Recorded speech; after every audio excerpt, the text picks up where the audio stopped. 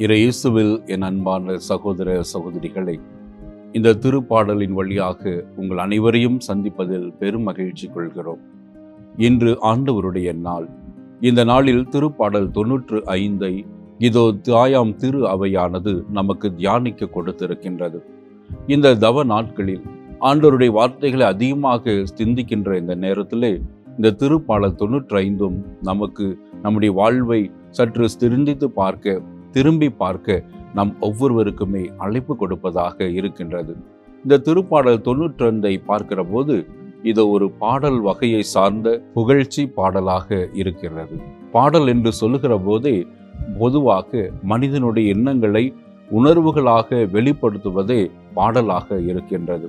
அந்த வகையில் இந்த திருப்பாடல் கடவுளை நாம் போற்றி புகழ்வதையும் ஆராதிப்பதையும் அவருக்கு நன்றி சொல்வதையும் நாம் பாடல் வழியாக வெளிப்படுத்துகிறதை இந்த திருப்பாடலில் ஆசிரியர் அழகாய் 95வது திருப்பாடலில் சொல்லி இருக்கின்றார். இந்த திருப்பாடலின் தொடக்க வரிகளிலே நாம் பார்க்கிற போது, வாருங்கள் நாம் கடவுளை போற்றி புகழ்வோம் என்று எல்லோரையும் இணைக்கின்ற, எல்லோரையும் அரவணைத்து எல்லோரையும் இதோ கடவுளை போற்றி புகழ்கிற ஒரு அழைப்பு கொடுக்கின்ற ஒரு திருப்பாடலாகவே இருக்கின்றது. காரணம், அடிக்கடி வாருங்கள் ஆண்டவரை போற்றுவோம், தொழுவோம், ஆராதிப்போம் என்ற வார்த்தைகளை நாம் இந்த திருப்பாடல் முழுமையாக அடிக்கடி வருவதை பார்க்க முடிகின்றது. எனவே குழுமமாக நாம் அனைவரும் கடவுளை போற்ற வேண்டும். ஏனென்றால் அவரே நம் கற்பாரை, நம்முடைய மீட்பர், நம்முடைய அரணாக இருக்கின்றார். ஏனென்றால் அவர் நமக்கு கோட்டையும் அரணுமாக இருந்து நம் ஒவ்வொருவரையும் மீட்ட தெய்வமாக அவர் இருக்கின்றார். எனவே நாம் அவரை போற்றி புகழ வேண்டும். எவ்வாறு அவரை நாம் போற்றி புகழ்வது? அதற்கு அடுத்த வரிகளில் நாம் பார்க்கிறோம், 3 நிலைகளில் ஆண்டவரை புகழ வேண்டும். முதலாவதாக இதோ ஆண்டவரை நாம் ஒவ்வொருவருமே இதோ போற்றி புகழ தொழ வேண்டும். ஆண்டவரை நாம் தொழுகிற போது கடவுளை நம் ஆண்டவராக ஏற்றுக்கொள்கிறோம். அவரே நம்மை மீட்டவர் என்பதை வெளிப்படுத்துகிறோம்.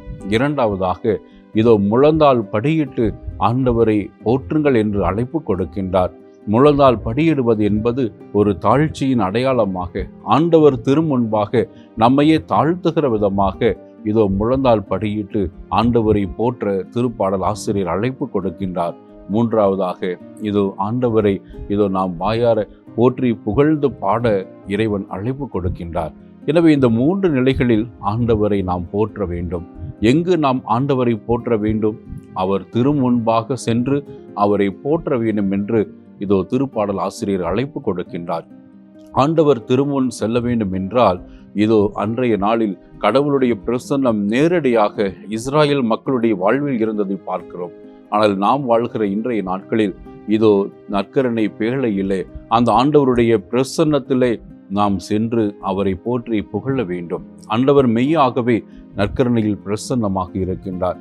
எனவே அவர் திருமுன்பாக சென்று நாம் போற்றி புகழ வேண்டும். காரணம் இதோ ஒன்றே ஒரு காரணம், அவர் நம்மை மேய்க்கின்றவர், அதாவது நம்முடைய நல்ல ஆயனாக இருக்கின்றார்.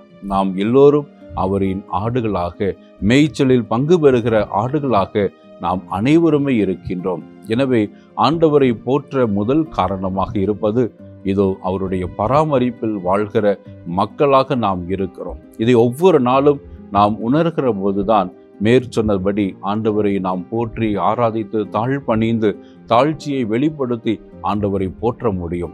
எனவே நாம் அவர் மந்தையின் ஆடுகள்.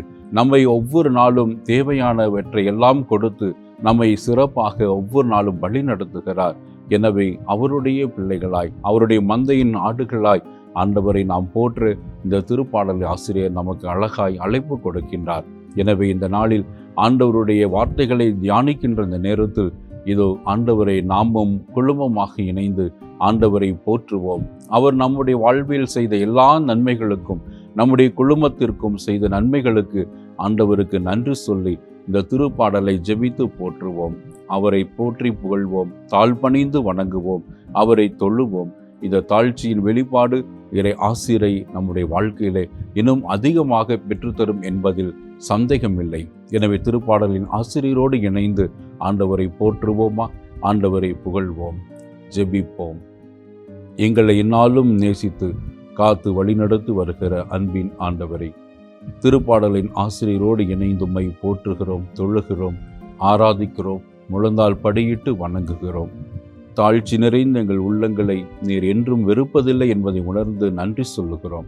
நீரே எங்கள் ஆயனாக, எங்கள் மேய்ப்பராக, எங்களை வழி நடத்துகிறவராக இருந்து ஒவ்வொரு நாளும் எங்கள் தேவைகளுக்கு ஏற்ப எங்களை வழிநடத்தி வருகின்றேன். நன்றி சொல்லுகிறோம். நாங்கள் உமது மந்தையின் ஆடுகள் என்பதை உணர்ந்து உம்முடைய பராமரிப்பில் நம்பிக்கை வைத்து உம்முடைய விருப்பத்தின்படி நாங்கள் வாழ்ந்திட அருள் தாரும். ஆமேன்.